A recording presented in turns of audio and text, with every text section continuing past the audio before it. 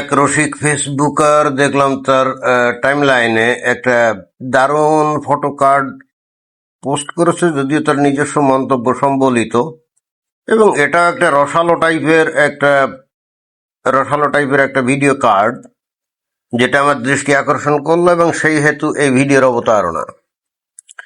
তো ফটো কার্ডে এখানে যেটা দেখা যাচ্ছে যে বিখ্যাত সেই তাত্ত্বিক পদার্থ বিজ্ঞানী, থিওরিটিক্যাল ফিজিসিস্ট, অর্থাৎ তাত্ত্বিক পদার্থবিদ বা বিজ্ঞানী স্টিফেন হকিং এর ছবি যে দেখা যাচ্ছে।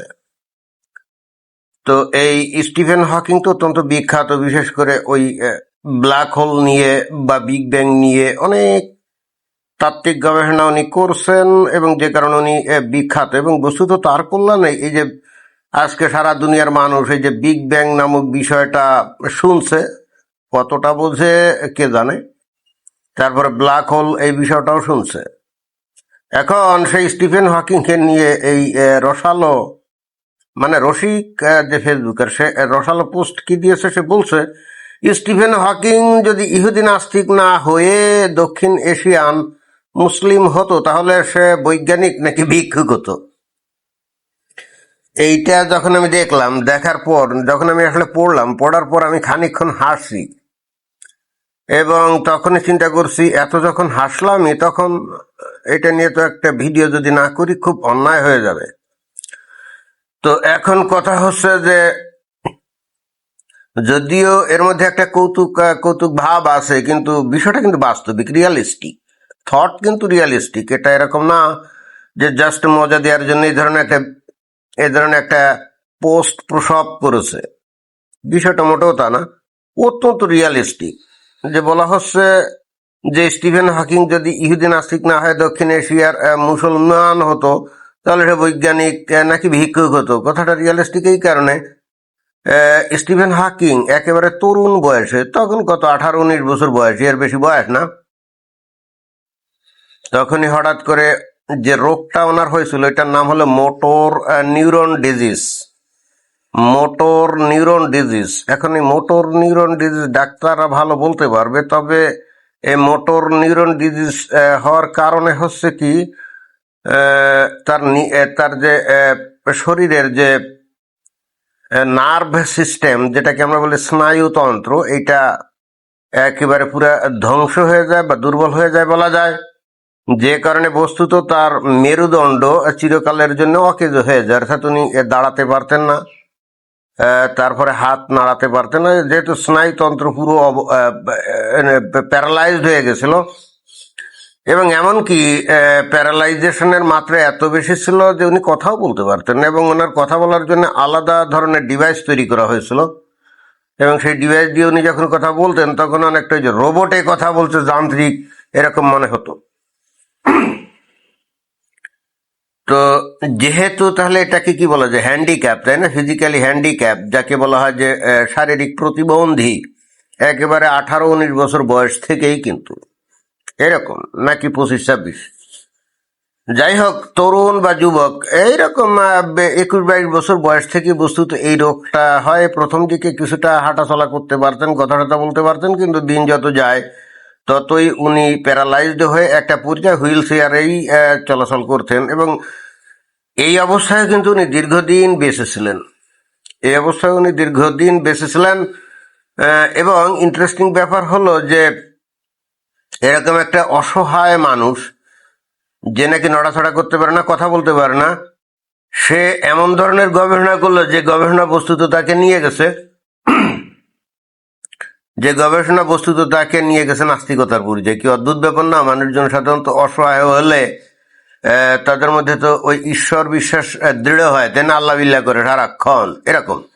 কিন্তু উনি এমন একটা বিষয় নিয়ে পরীক্ষা নিরীক্ষা করতেন, গবেষণা করতেন, যেটা তাকে বস্তুত আস্তিক দূরের কথা, নাস্তিকতার দিকে নিয়ে গেছে। কারণ যখন উনি দেখলেন যে মহাবিশ্বের সৃষ্টি হচ্ছে বিগ ব্যাং দিয়ে, এবং যে বিগ ব্যাং সৃষ্টি হয়েছিল একেবারে ফ্রম নাথিং, অর্থাৎ জিরো থেকে, তখনই উনি বুঝে গেছিলেন যে এর পিছনে ওই কোনো সর্বময় শক্তিশালী বা প্লানার কোনো সৃষ্টিকর্তা বা গডের কোনো স্থান নাই। এটাই ওনার বক্তব্য ছিল। এবং যে কেউ বিগ ব্যাং ভালো করে জানবে, পড়বে, সেও কিন্তু একই সিদ্ধান্তেই যাবে। এখানে মাঝখান দিয়ে ওই গুজামিল দিয়ে মাঝখানে ওই কোনো এক ঈশ্বরকে ঢুকিয়ে দিয়ে এই সারা দিন দুনিয়া মহাবিশ্ব সব এই সৃষ্টিকর্তা সৃষ্টি করছে এরকম বলার কিন্তু কোনো সুযোগ থাকে না।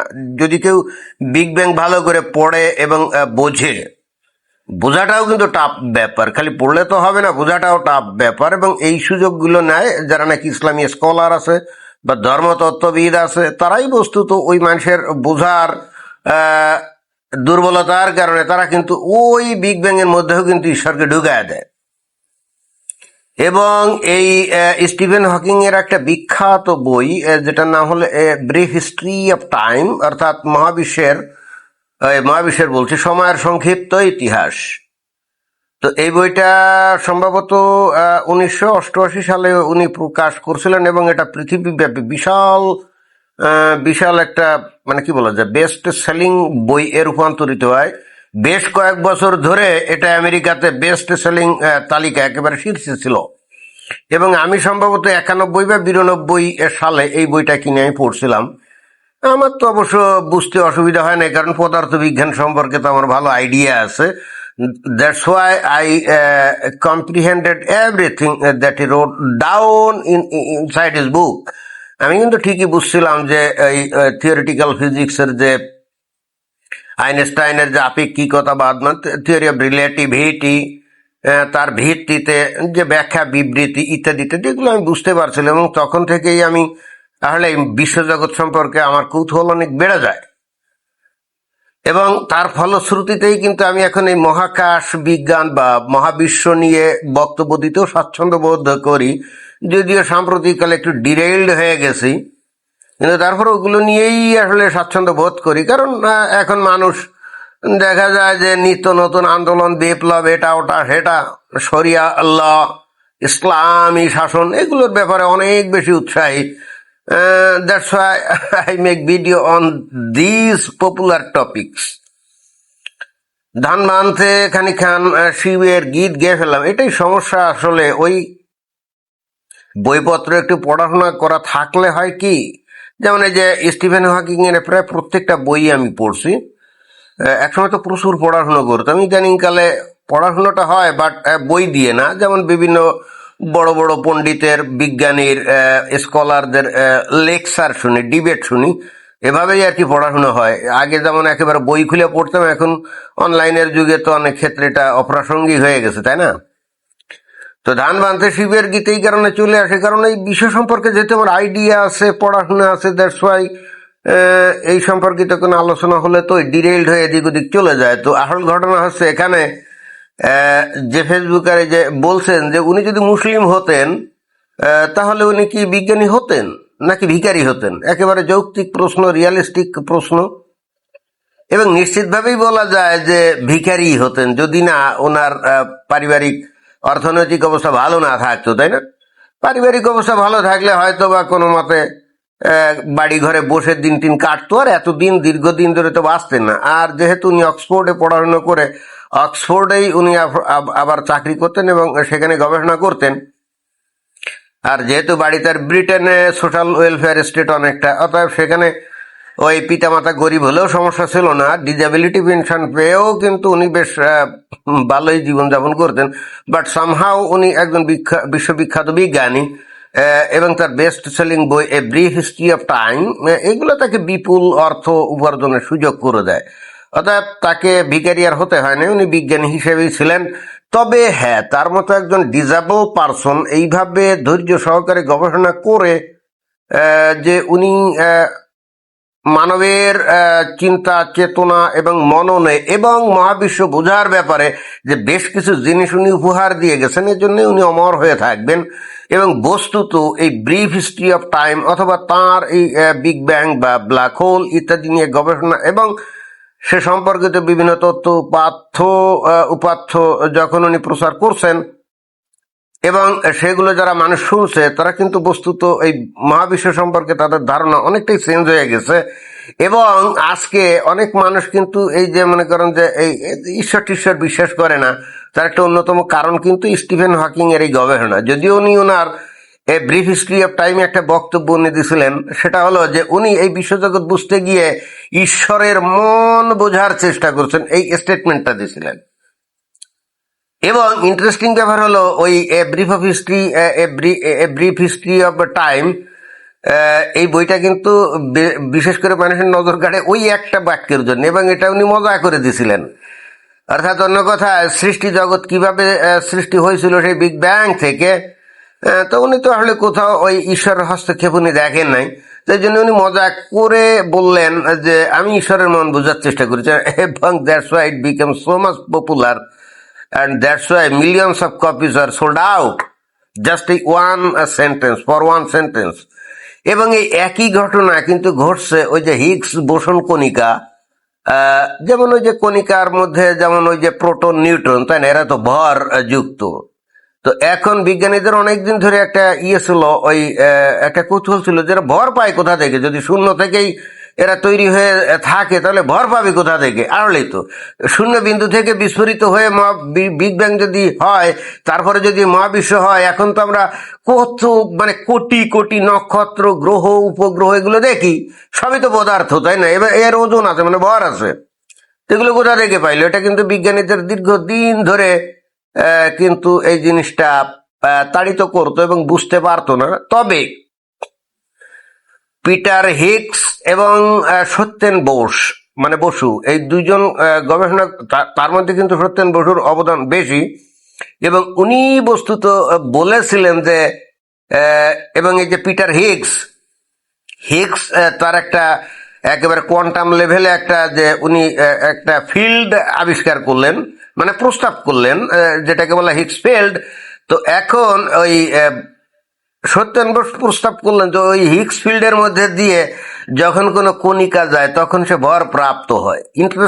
আর তখন কিন্তু ওই কণিকাটাকে বলা হয় কি, ওই কণিকাটাকে হিগস বোসন কণিকা বলা হয়। অর্থাৎ এখানে হিগস এবং সত্যেন বোস দুইজনের সম্মানার্থেই কিন্তু এই নামটা দেওয়া হয় যে হিগস বোসন কণিকা। ইন্টারেস্টিংলি এই হিগস বোসন কণিকা বস্তুত আসলেই এভাবে ভর প্রাপ্ত হয় কিনা, এটা কিন্তু বিজ্ঞানীরা অনেকদিন ধরে কোনো কিছুই করতে পারছিল না। অবশেষে ওই ফ্রান্স এবং সুইজারল্যান্ডের সীমান্তে যে LHC প্রজেক্ট আছে, অর্থাৎ লার্জ হ্যাড্রন কোলাইডার বুঝেন তো, মানে বড় যে হ্যাড্রন কণিকা আছে তাকে কোলাইড করা মানে ভেঙে ফেলা।